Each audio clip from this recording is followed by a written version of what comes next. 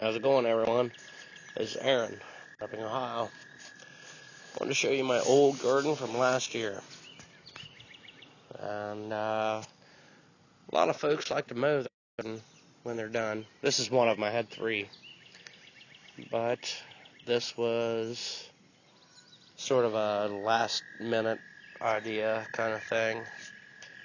And I think it's probably 40 by maybe 20 foot or something like that. Something like that.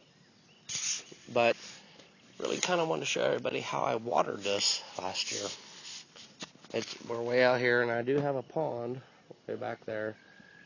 Doesn't look the greatest, but there is a pond. And let's get back to my old watering system. As you can see right here, if I can get this here, this is an old sprinkler with a garden hose, of course. Where I live, there's no city water. Everything we got comes off grid. Well, we're on grid, but when I do this, I do it off grid.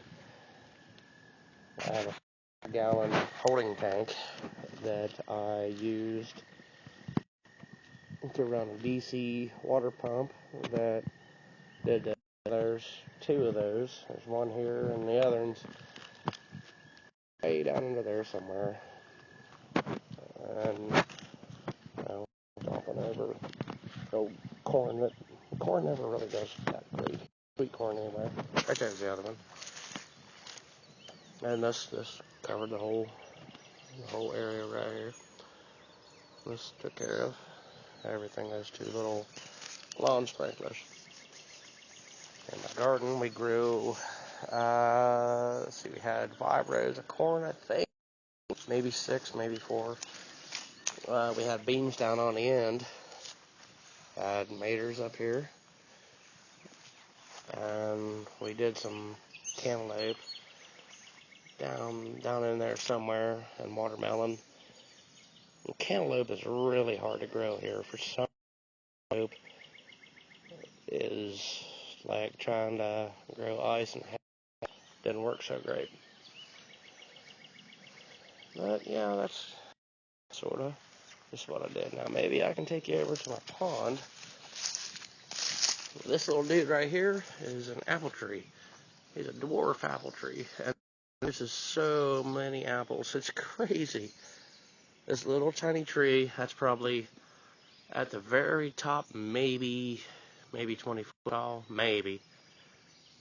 But the amount of apples that comes out of it is insane. I swear to God, like, not joking, there's probably 3,000 apples that come out. And if you look real close right there, you can see, I don't know, maybe you can see on the buds, there's little apples starting. That's from the flowers, so they're already starting. They're everywhere. Whatever kind of tree this is planted many years ago. Now, I know dwarf trees don't last that long. They got a shorter lifespan than other trees, but they produce a lot quicker. And this thing must be in the prime of its time, because it's really throwing the apples. So let's go to the pond. Or what used to be more of a muddy mess right now. This is the pond. We do not drink this, and we will not ever drink this. This is pretty gross. This used to be a lot bigger. You can kind of see the dam that was built up there.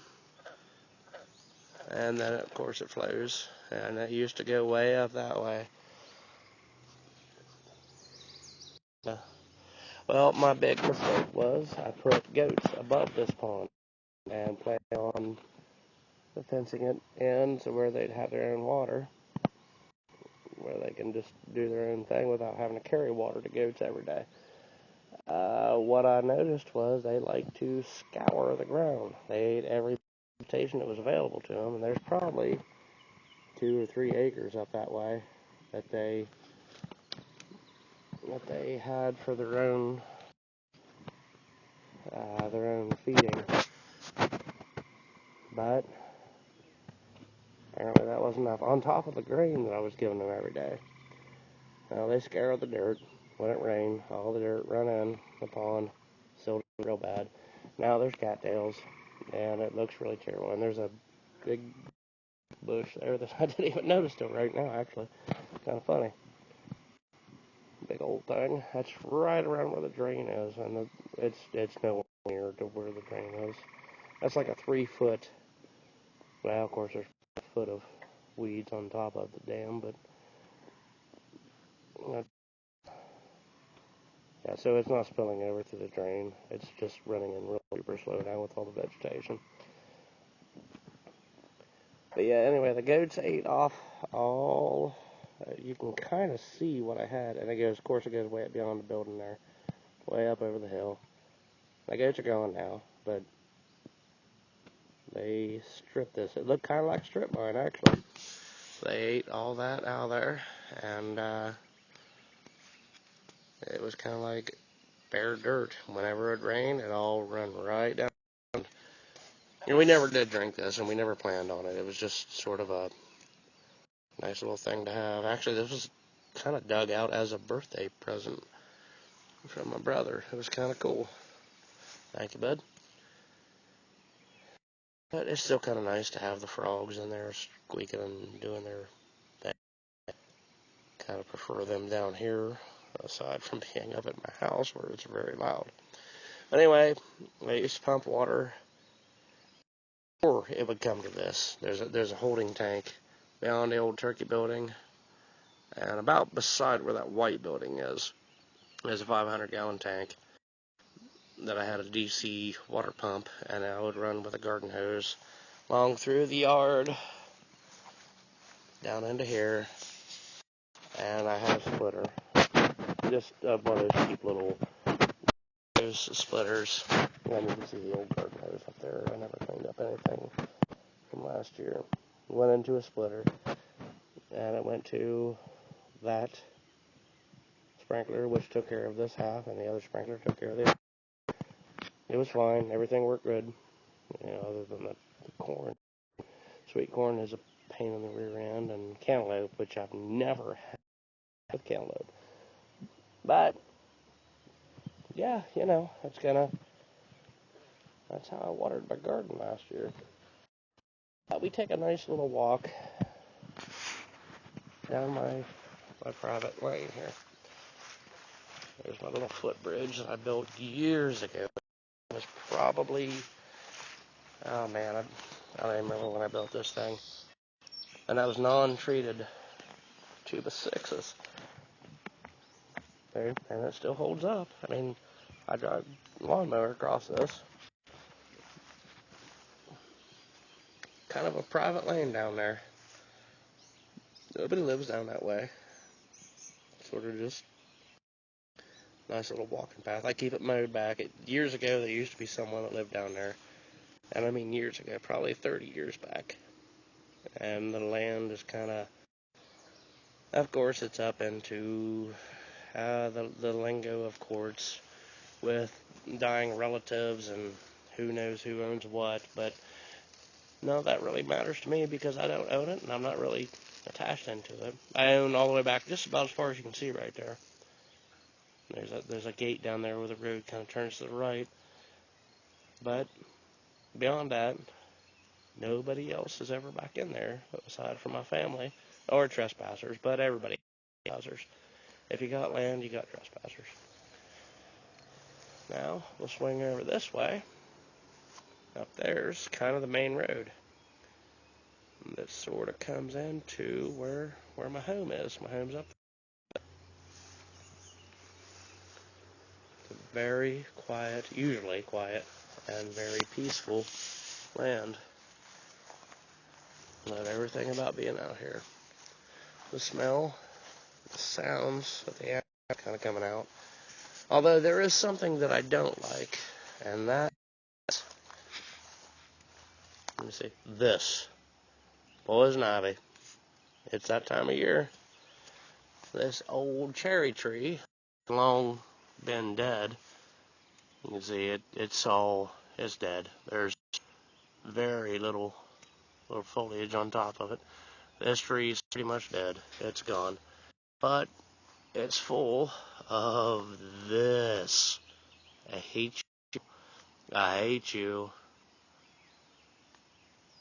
Terrible stuff. Cool thing is, it all comes up out of these vines. Now, a lot of these vines I chopped out. Right there's one, actually. I chopped that vine out years ago. Years ago. Probably 20 years ago.